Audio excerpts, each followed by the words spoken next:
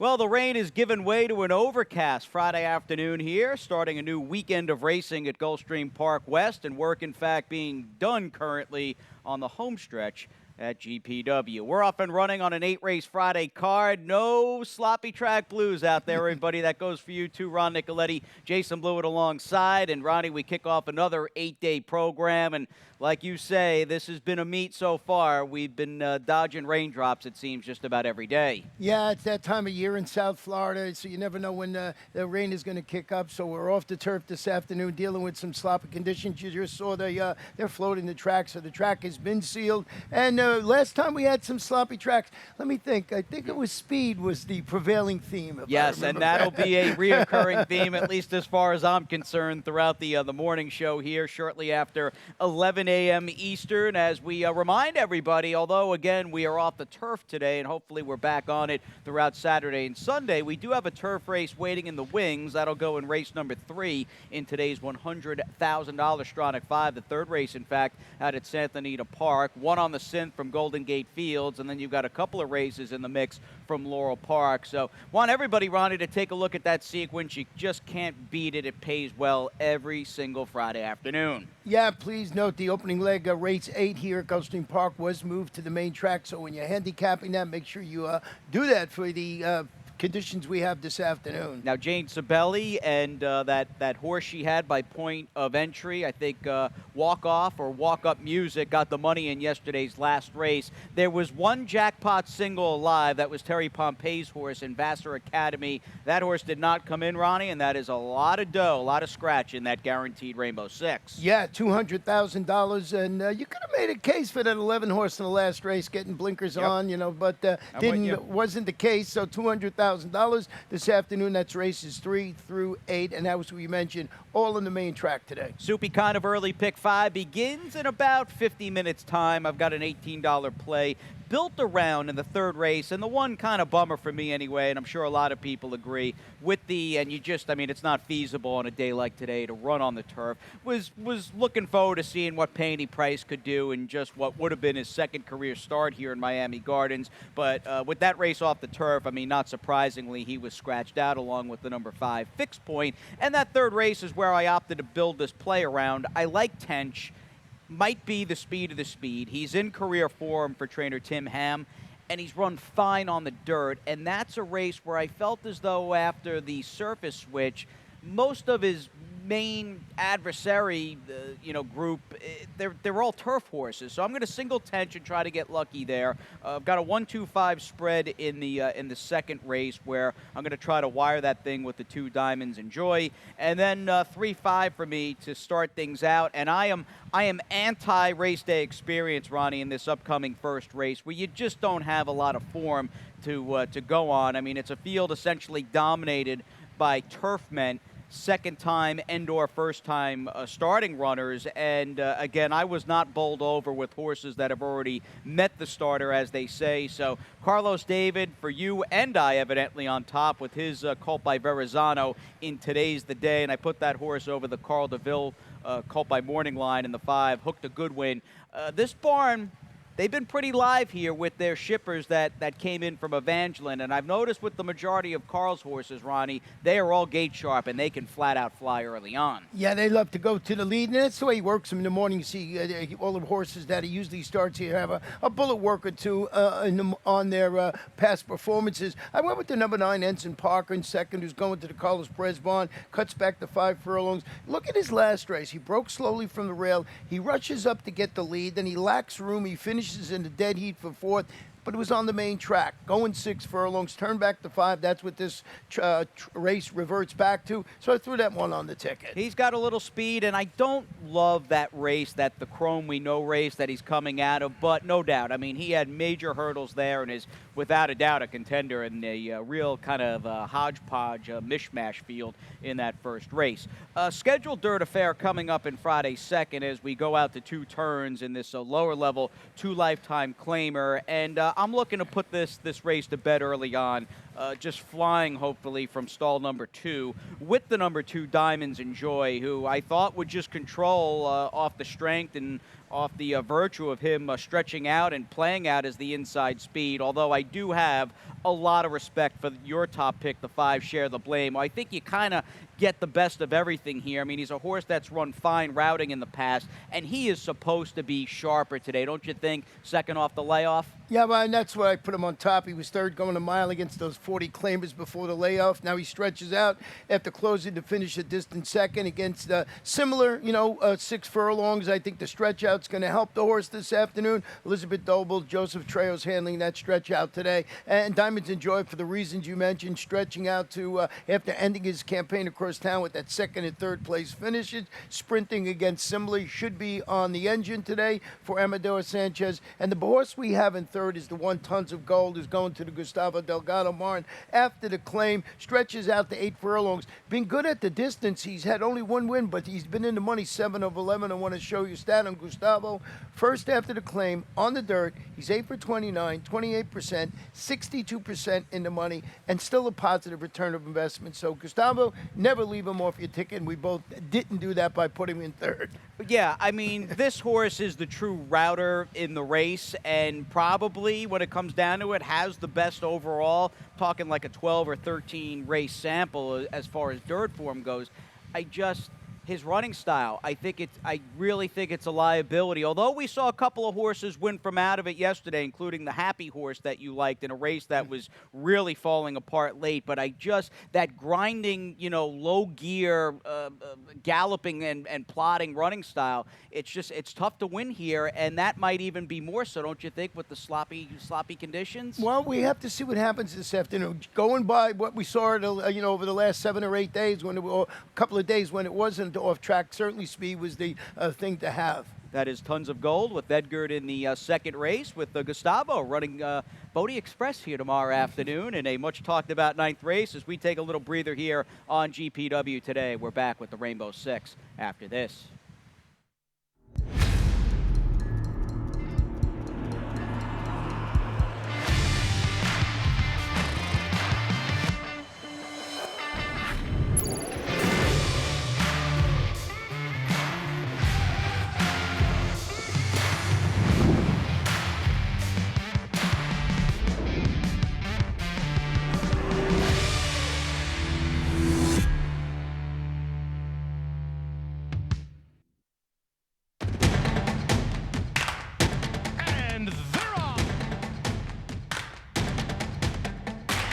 In the 2-path. Round off her inside. Race.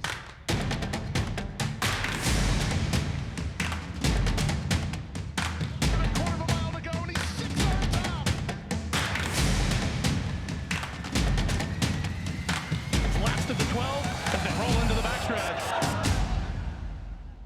Slopping off the turf on this third, or rather second Friday of the meet. We are on the verge of the third weekend, that is, of the autumn season at GPW. Jason and Ronnie, welcome back to the broadcast. Now, it is multi-race extravaganza today with a couple of local pick 5s, the Stronach 5, in which we have the opening honors down the line in our Friday 8th race. But the Rainbow Six with that $200K guarantee, Ronnie, begins in the third. We don't have pay any price. We don't have turf. Who do you have here to start out? Well, I got a $48.60 ticket today, and I do have a single I'll talk about in race number 5 when I get there. But I went 3 deep in here. I fully loaded. I thought would run well. Tench, for the reasons you singled that horse, looks like maybe the speed of the speed in there. Yes, I am free. I wasn't sold with this race coming off the turf. Didn't want to get knocked out. In race number 4, I went with the 4 Nibble Beast, Lord Melbourne, and Rough Entry, who's dropping into the maiden claiming ranks this afternoon. Race number 5, I'm going to single the number 2, Another Duke, who's returning from the layoff board. Been keeping some nice company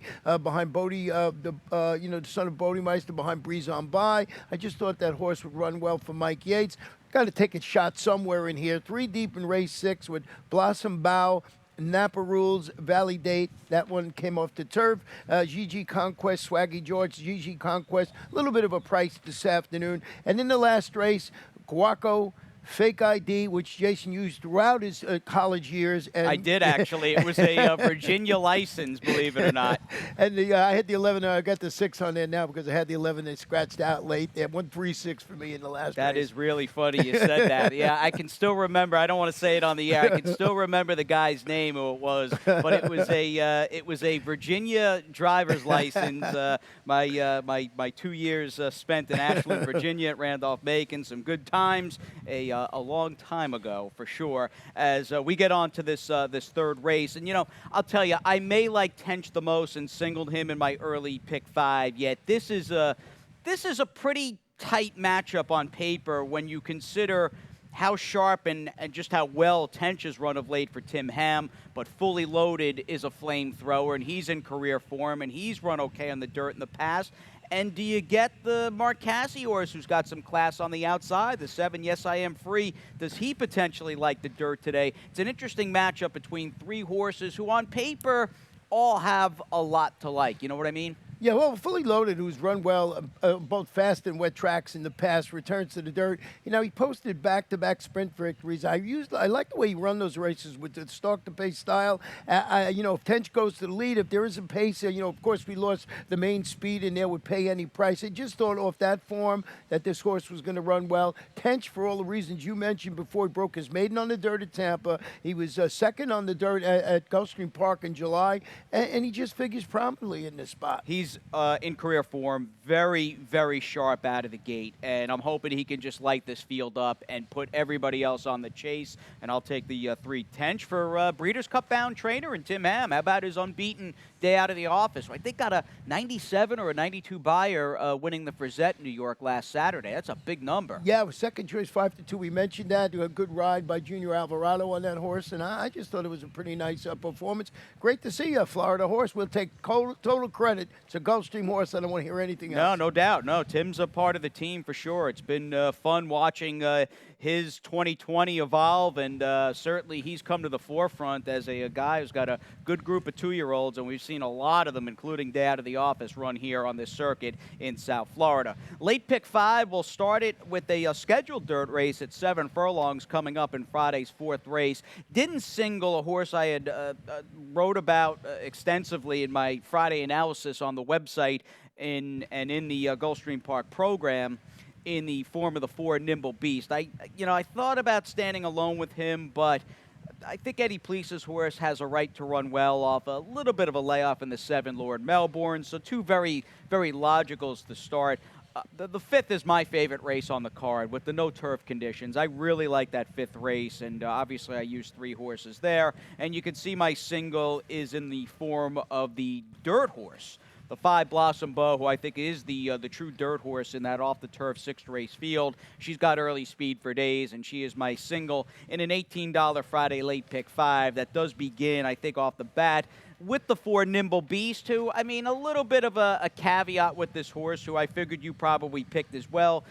Just the obvious fact that he's winless in 11 starts, but I honestly don't think this horse wants to stay a mile. I like him turning back slightly from 8 to 7 furlongs. He's got some speed, and is the argument, Ronnie, which happens a lot at this time of the year, has he just caught the right field to get that elusive maiden diploma? Well, turning back to 7 furlongs, as you mentioned, 2 previous races with a 2nd and a 3rd chased the pace. Finished 2nd, was the favorite in his GP finale going that 1-turn mile. I like the horse 2 at 7 furlongs, Kathleen O'Connell. You get Miguel Vasquez in the saddle, but I can understand you adding the 7 Lord Melbourne, who's dropping to the 20 level today in the first race since finishing 3rd. Was a good $32,000 sprint across town. Produced a trio of next out winners, including that repeat winner called Girolamo's Attack. So coming out of that nice race, I sort of thought that you had to maybe use that horse, at least on your Rainbow 6 and your late pick 5 ticket. If you want a single Nimble Beast, maybe go deeper somewhere else. All right, 4-7, a cold exacta for the boys in that 4th race.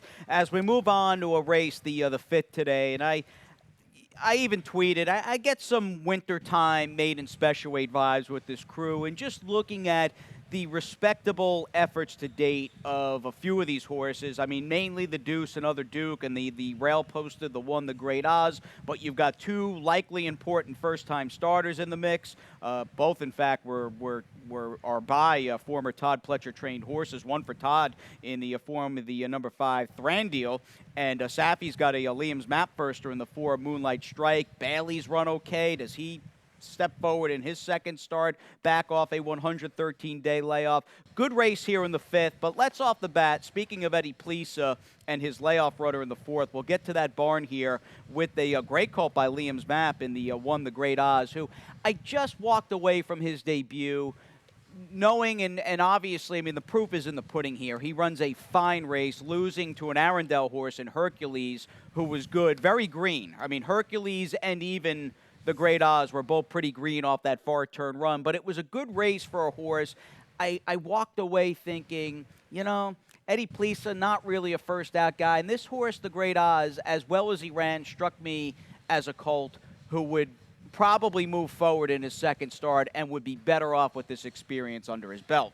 Yeah, you would expect that from Eddie, as you mentioned, not known as a win first out trainer. So we'll see how that horse runs this afternoon. I went with another Duke in here, who I have singled actually, who you have in second. Yeah, let's roll the race. You can talk about him, and we'll roll his last start against Cezanne back on August 1st. Here it is. Yeah, there he is. He's the number 3 horse, and he's returning from the returning from this layoff, cutting back to 6.5 today. And I just thought this was a good performance with him. He finished third behind Rising Superstar, Breeze on By in the 6 furlong debut. He gets blind switched here, by the way, too. I mean, he was trying to get out, and you can see Cezanne kind of closed the door and shoved him back in there. Yeah, so I just thought he ran exceptionally well. I was flattered by who he's been running against. Really like the work that Mike Yates does. So we'll see how this horse runs this afternoon. It's one of those races, Jason, where you got to take a single or you got to take 5 horses in this race. So I got a stat on Mike Yates with his 2-year-olds returning from that 61 to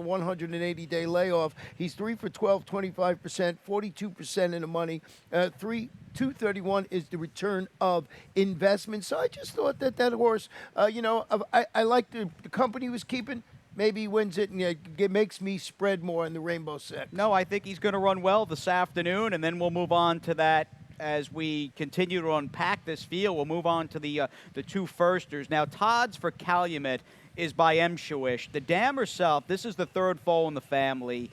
Both siblings have raced. There's one minor winner in the family prior. Dam herself by Crafty Prospector, and that's an OG name. I even tweeted, it was nice coming across Crafty Prospector's name for a change. You just don't see that all that often, but the dam was pretty good.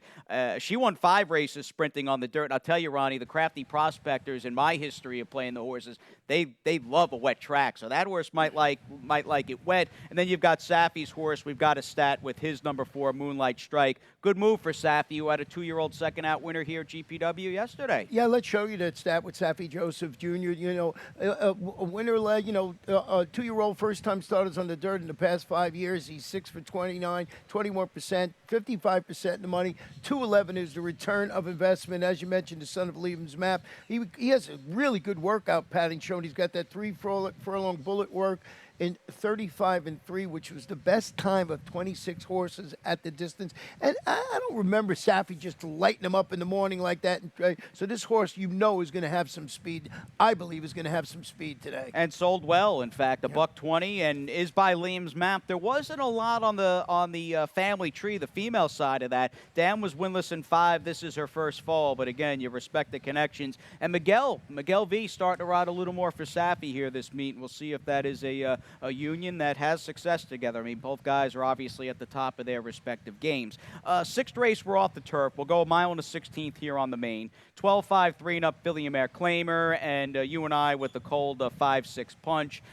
You just get a favorite or co-favorite in this race. Who knows how short the 5 Blossom Bow will be. But this just comes across to me like a daughter of Oxbow who's pretty buttoned up on paper because her form's good. She likes the dirt, and she's got early speed. Yeah, she got early speed. She had a little bit of a strange race last time out when she opened up that early 14th lead and finished 3rd on the turf. But go back. She has back-to-back victories on the main track using her speed. Napa Rules, who beat her on the turf, going to try a mile in the 16th. 16th. Maybe this one runs well for Carlos David. Could leave this one off the ticket just because of the connections. And what about the 9 Valley Data we have a little further down on your ticket? Perfect 2 for 2 on the wet track. Just thought I'd throw that out there. We'll see how she does. She is a plotter for sure. I think she's a good fit as far as her talent goes and just overall ability on the dirt. Does she have a tough time of it closing from fairly far back? I mean, that has been her MO. Hopefully by that time in the afternoon, what is that, race number 6, we'll have an inclination as to how this track is playing for sure. 7th race, we'll turn back to 6 here fairly late in the day. In fact, our late double begins with this 25 to 22-year-old claiming race. And Antonio's got a couple of horses, and I just think with Antonio running the 4, who you like a little bit, in GG Conquest, and the horse that I prefer from the. In fact, you're all Antonio right here, and I mean Swaggy George is going to be the shorter price of the 2 Antonio trained horses. They do seem, don't you think, to complement one another quite nice on paper, because your horse has got speed, rode a gold rail last time, but has speed, where Swaggy George is down in class, and I still like his first race, and I gave him an excuse. Not only was he against Isolate in his last dirt start, which is now 2 back, he was eliminated at the break. Yeah, and then he tried to he faded on the turf at the 5 furlong Hollywood Beach. He's going to be the price, the lower price without a doubt, but GG Conquest is stepping up to face the winners, showed their fondness for the local surroundings. As you mentioned, he defeated those 16 maidens by 6 widening lengths. Does he catch a track like this? Antonio Sano, Alberto Burgos, just a speed pop for me. Swaggy George in 2nd, and Osprey in 3rd. And I know we have a video of Osprey and GG Conquest. Well, yeah, I wanted to ask you, because Osprey, fair and square, defeated GG Conquest. What do you like about GG Conquest running against a horse today that easily beat him a few weeks ago over at Gulfstream Park? It was just that he did it, that the GG Conquest did it here. I just think that, he's going to run well over the surface again. He's got a similar situation this afternoon. Just was enamored with the old horse for course angle here. So looking for a price. He's actually my price play on the ticket. I don't know what odds I'll get this afternoon, but you could make a case for the 2 as you see him winning there and beating GG Conquest. Swaggy George, of course, but this is my price play. I thought maybe the horse for course after that last race will do it again. All right, Osprey's got the speed. We'll see if the 5 Exchange Day runs a little bit better as he descends a tad in class for Eddie Plesa Jr. I've got him capping my try. I went to the speed. I do like Swaggy George quite a bit here, and Exchange Day I thought would improve, or at least wake up to an extent, dipping in for 25K. Last race, I had a fairly strong opinion in liking the rail horse Guaco on the turf, and I still like him on the dirt because he does land much like the first race. Maybe there's a little more form to go on, and certainly a field in this off-the-turf 7 furlong low-level maiden claimer that just has horses that have had a lot of experience, and more often than not, a horse like Guaco has picked up some checks.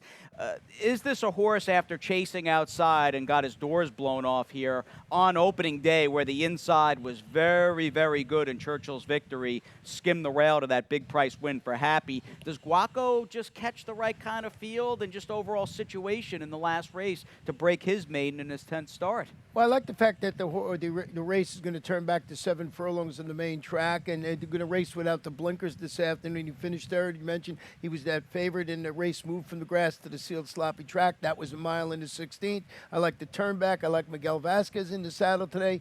Fake ID, not to get you in any trouble. A gelded son of big drama. First time starter for Sarah Nagel. I thought with the races coming off the turf, maybe that one will run okay. Do you think the 9 Bomo scene, though, in a way, might be the horse to beat, given the off-the-turf conditions where this horse has run against fields that were probably a significant chunk better than this one? You think he's the horse to beat? I don't know if he'll be favored over the 1 Guaco, but I think he, to me anyway, might be the most important horse in the race, just because his last dirt start off that layoff runs back to that. 50 Buyer might hit pretty hard against this field. Yeah, he was fought that day. It looks like it was one of those, plodding along, as you like to call them, efforts. I like to see a little more speed. Yeah, sure, he can be on the ticket. I think we got Guaco as the one to beat in there, unless he just does not like the conditions or the 7 furlongs this afternoon. Well, we know one man that loves the conditions here at Gulfstream Park West. That is track announcer Pete Aiello, and he's coming up next with those Friday scratches and changes.